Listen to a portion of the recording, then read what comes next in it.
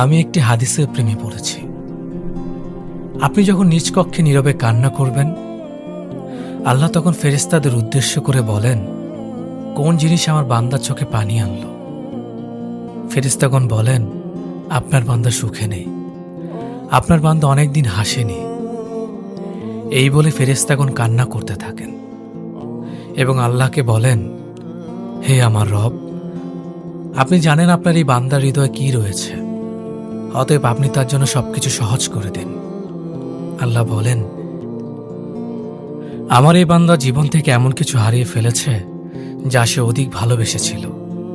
অতএব আল্লাহ বলেন, আমি শপথ করছি, আমার এই বান্দা তার জীবন থেকে যা হারিয়েছে তার চেয়ে উত্তম জিনিস আমি তার জীবনে এনে দেব, যা দেখে দুনিয়া ও আখিরাতের সবাই বিস্মিত হবে।